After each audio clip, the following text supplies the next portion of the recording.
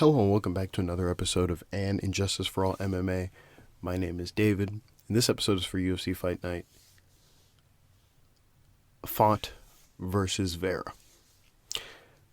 Before we start, I just want to compose myself real quick because I don't want to say anything that'll put me in trouble. I want this to be composed. I feel like as I was watching this card, I had screamed enough. And by screamed, I just kind of shouted slightly in my room to make sure no one heard me. Okay, let me breathe. All right. We have an injustice on the card.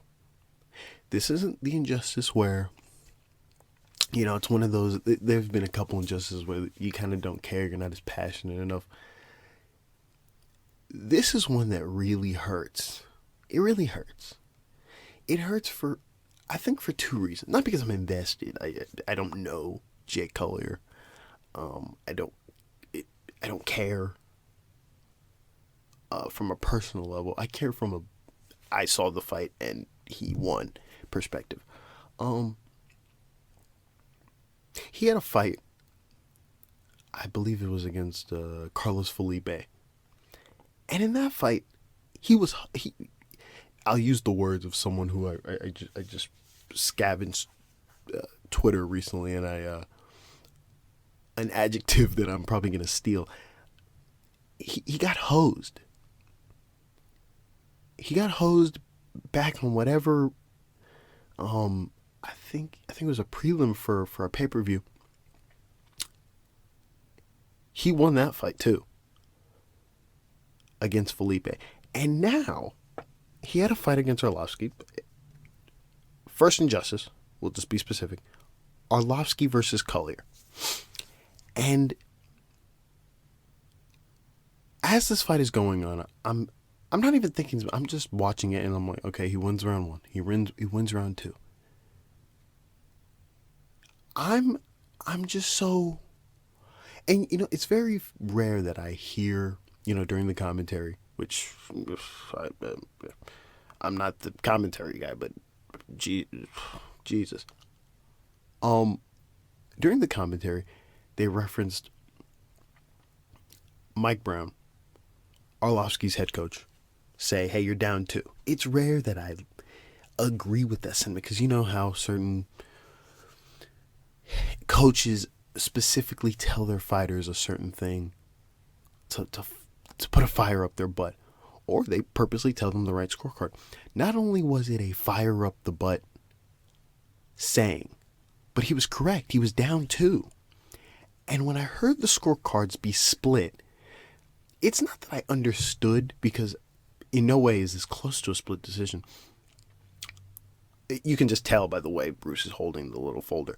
Also, it seems like someone's told him his tell, and so he just stood next to Arlovski and was like, this scorecard, Arlovski. He did it very quickly. It was I didn't like. I wish he did the thing where he looked at Collier and. Anyways, that's not the point. The point I'm getting is that Collier got robbed. This is why this show was made in the first place, for me to just whine about people getting robbed. This is a bad. Listen, this is a bad robbery. This is bad. This is bad. This is a 30-27 robbery. The last 30-27 robbery, I can't remember, and I don't care to go back in the books. But this is we'll start from the jump. Okay, round one. Real quick. 30-27 for Collier, that's my scorecard. Okay?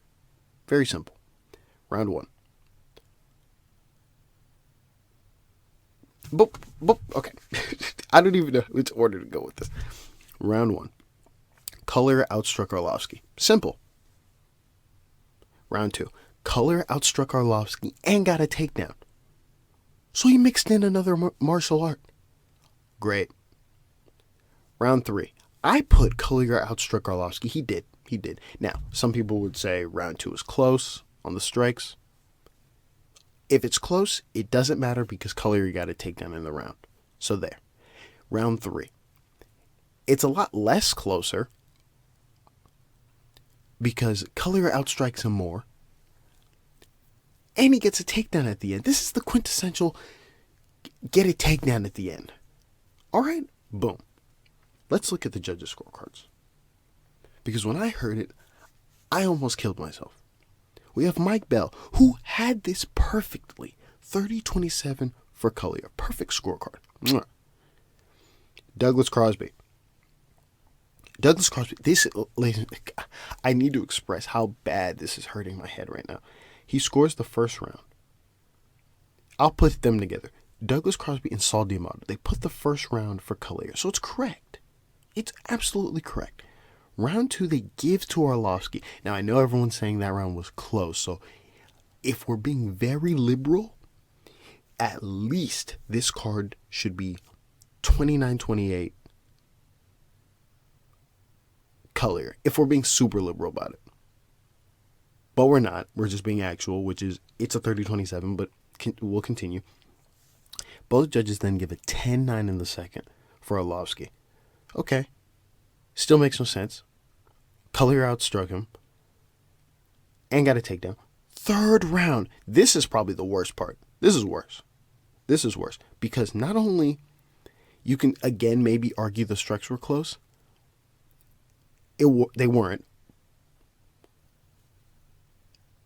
Collier outstruck Arlovski and got a takedown at the very end. I don't know how. If you search through these guys' scorecards, there's a lot of scorecards that reflect the strikes are close, dude got a takedown, wins the round. Very simple stuff. Both judges give it to Arlovski. I don't want to do and I'm not going to say it, I'm not going to do the pro-Arlovski crowd nonsense, because I don't think that works, and I don't think that's real. Maybe in some places, maybe some judges succumb to that. I don't think these judges do. I think they're too professional to succumb to that. I think they genuinely thought that Arlovski won, which is probably worse. I'd rather a judge say, and I'd rather them say, hey, the crowd got to me, than, no, I actually watched that and Arlovski won. I'd rather them say that. This is a bad decision. It's a bad one. It's probably, this is like top 20. This is up there with like Barber and Maverick. This is up there.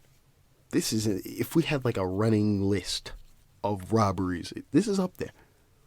This is up there with Emev and Roberts, just to name a few off the top of my head that I can accurately name. So, there's that. That's the injustice so far. It's the first injustice.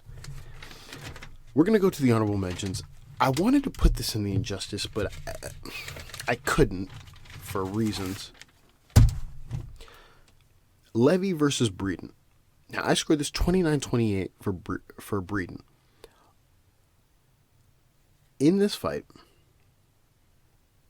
let me get to it real quick. Okay, 29-28 for Breeden. I put a close marker on the third round. I thought the third round was close. You can argue it for either person, which is why it's not in an injustice category, because if you flip it, then the other fighter wins. If you flip it, the other fighter wins. So that's why it's in the honorable mentions category.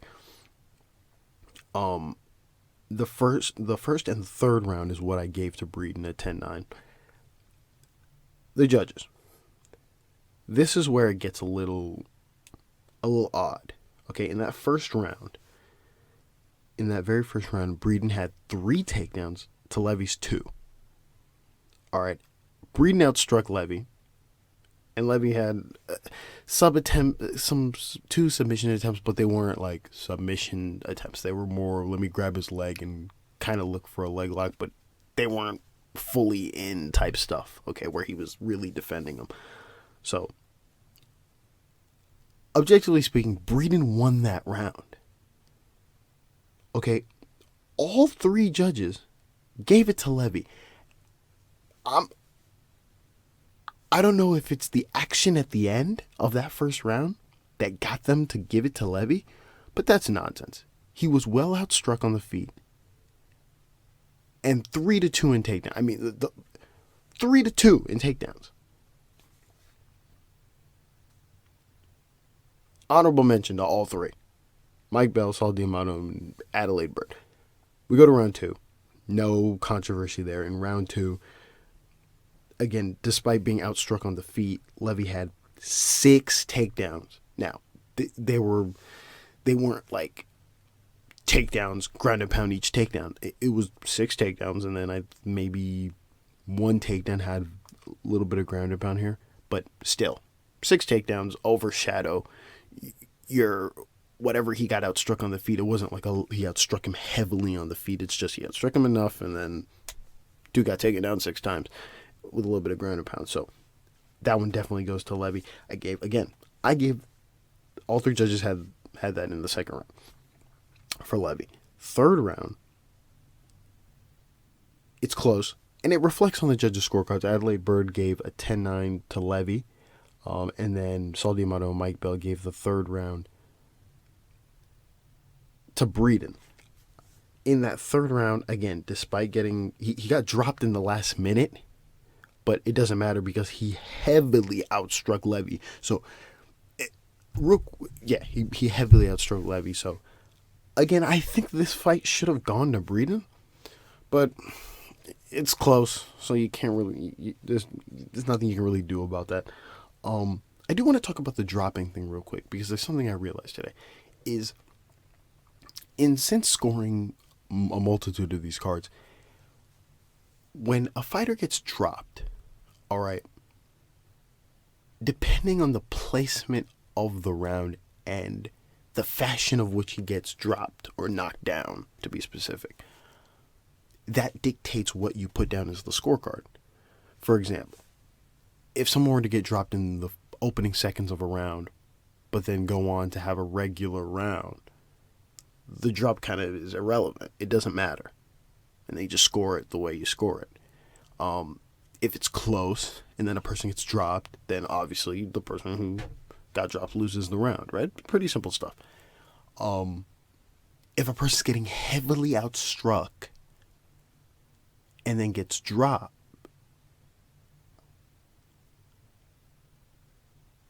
how do you score that card? That's the conundrum I came into with our third honorable mention, which is Font versus Vera. But before I even jump into that, I still want to continue that. In the past, what would happen was if someone was heavily outstruck, okay, and then got dropped, but then got back up and continued, and it would reflect on the other judges' scorecards, I would give that round to the person who was outstriking the other person before they got dropped. So the person who got dropped would still win the round because he outstruck the other person heavily. So I'll give a good example. If O'Malley round 1 versus Mourinho got dropped, I don't know, a minute left in that round, Mourinho doesn't win that round. He got outstruck too much. So of course he doesn't win that fucking round. Right? That's a good example. A thing that I was thinking of was Covington versus Masvidal. There's that round where he gets dropped, but he outstruck Masvidal heavily to where the drop doesn't really matter. He kind of bounces back up. Now, I'm not saying whether he bounces back up or glides back up or crawls back up matters. I'm just saying the drop is irrelevant because of the actions that Covington did before. The Font Vera fight had me in a little back and forth, right? Now, here we go. Honorable mention part, Font versus Vera. My scorecard is 48-47 Vera. Easy. 48-47 Vera. With Vera getting a 10-9 in the second, third, and the fourth. In round, I think it's...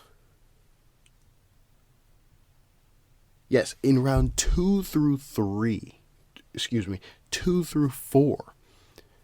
Font gets dropped near the end. He's outstriking Vera all 3 of those rounds and gets dropped at the end. right? One could argue that Font won those rounds.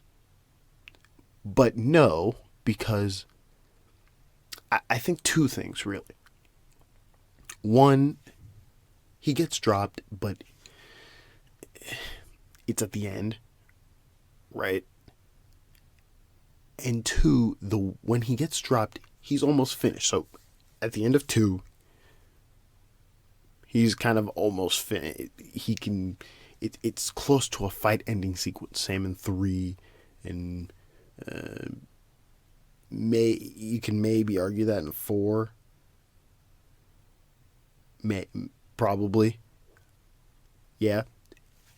But another argument I heard is the damage, right? I don't think it's just the drop.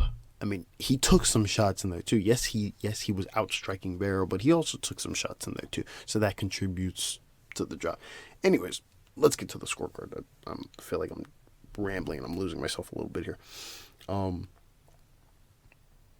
It's in the honorable mentions category because it's not perfect. It's not perfect, obviously. I told you my scorecard, 48-47 for Vera. Mike Bell.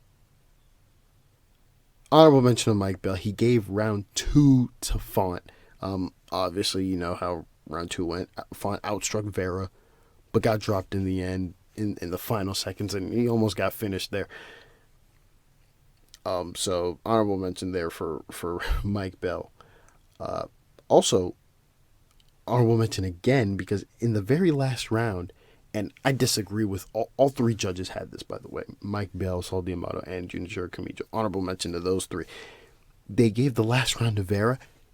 In no way does round 5 reflect anything that happened in 2, 3, or 4. In 2, 3, and 4, Font is outstriking Vera, gets dropped. We know how that goes. All 3 of those rounds should go to Vera. Obviously. Understandable. In the last round, Font outstrikes Vera and doesn't get dropped again. Yeah, he gets tagged. And he bad body language or whatever. No. He did not, Vera did not outstrike Vera. Vera did not outstrike Font in the final round. That is bad. It is a 10-9 for Font in that round. Point blank, period. So honorable mention there for those 3. I didn't like that when I saw that.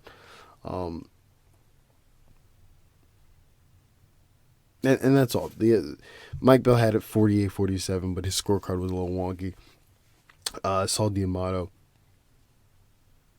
also had it 49-46 for Vera, and same for Junichiro Kamijo. So that's all I got. If I were to sum up tonight, it's just me just discussing drops and that Collier. I mean, I feel bad for Collier, really. That's twice he's gotten, fleeced. Twice. So, whatever. There's that.